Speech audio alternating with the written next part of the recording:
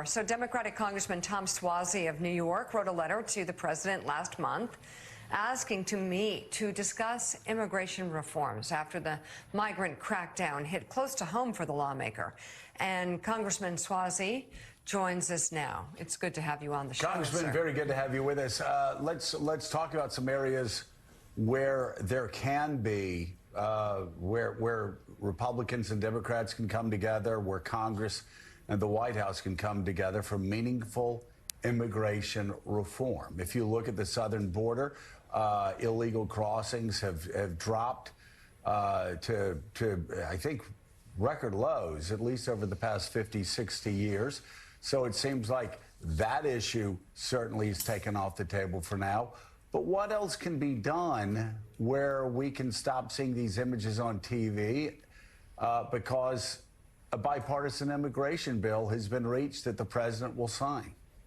Yeah, it's not going to be easy, but I think the cruelty that you're hearing about this morning and the mistakes that you're going to see the administration make, like any government would make when they try to do a massive enforcement effort, will backfire on them. And we have to continue to secure the border. The things the president has done have been successful, but if you want to make it permanent, you need the Congress to actually pass a law. We need to fix the broken asylum system.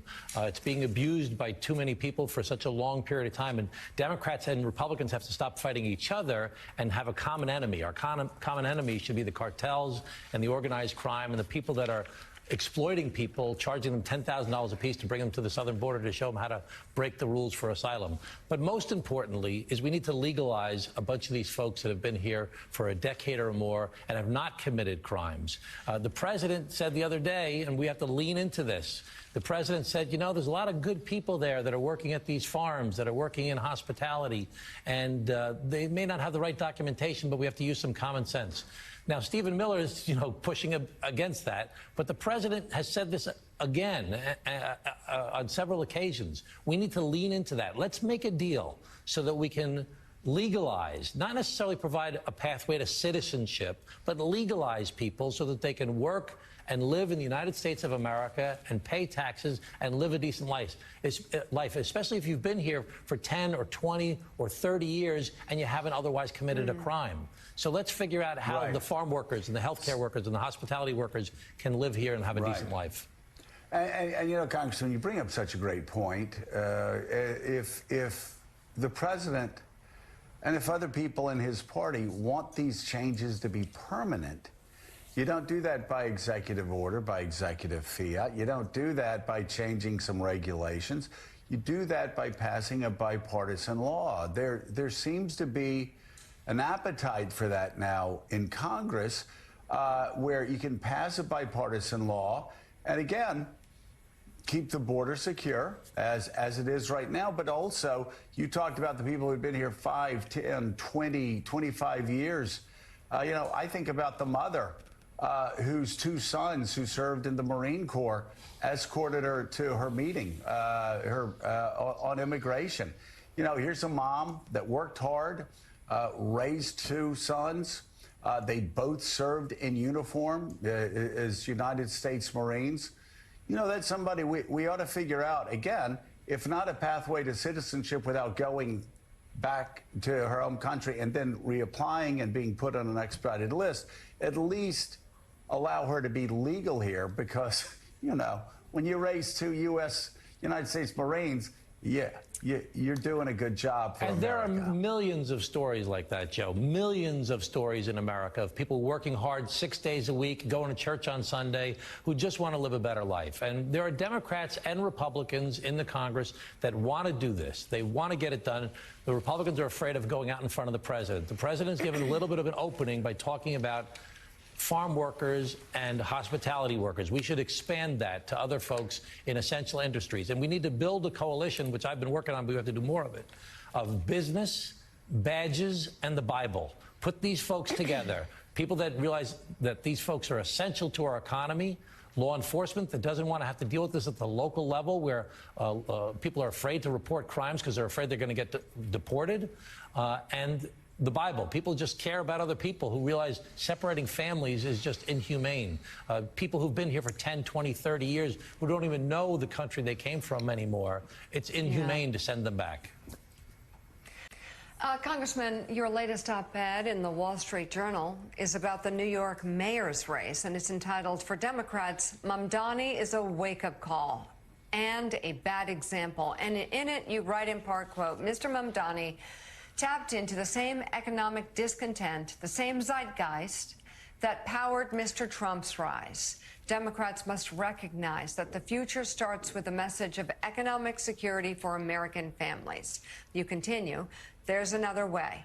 Democrats can embrace the need to address the people's angst about the economy and affordability without embracing the socialism of Mr. Mamdani or the extremism of Mr. Trump. We need not mirror them, but understand what their victories revealed. A deep frustration with politics as usual and a longing for leaders who address kitchen table concerns. Reclaiming that focus isn't just smart politics for Democrats, it's a return to our roots." So, Congressman, why is it that in the Democratic Party, the three most compelling figures, the mayoral candidate, Bernie Sanders, and AOC, the three most compelling figures since the election, have been far left of, let's say, the mainstream of a lot of Americans?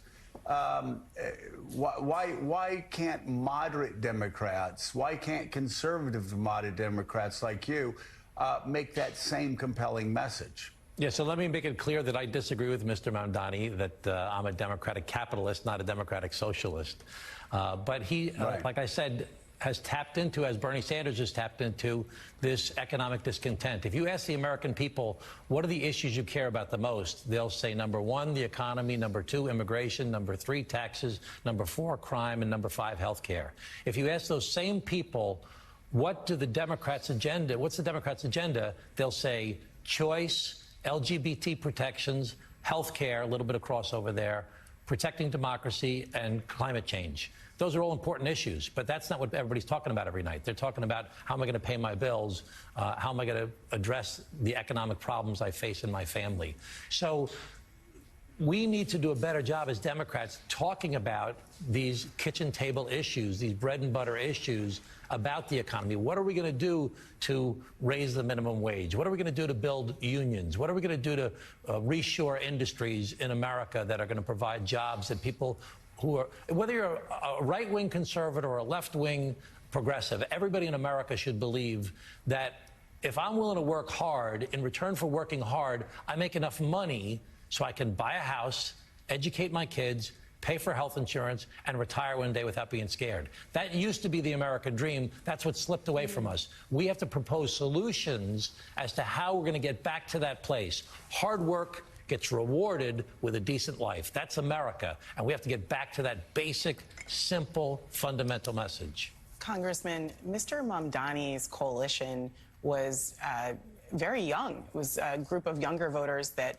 turned out to cast their ballots for him. What message do you think those younger Democrats are sending to your colleagues in the Democratic Party and establishment, and how do you think the party should respond? They're saying, what about me? You know, you guys are fighting about this stuff. You're finger pointing. You're taking care of all these different. What about me? What are you doing for my life? And my life is unaffordable. I can't afford to live here. I can't afford, the rent's too damn high. You know, I can't live a good life. I'm willing to work hard. I'm willing to do my share, but I want a decent life in return for that. And politicians, especially in my party, Democrats, me, we have to do a better job of communicating that we see you, we hear you, and we're going to try and do things with industrial policy in America, with the manufacturing policy, with all the tariff stuff, taxes, everything else. What are we going to do to build more housing that's affordable for you to make your life better?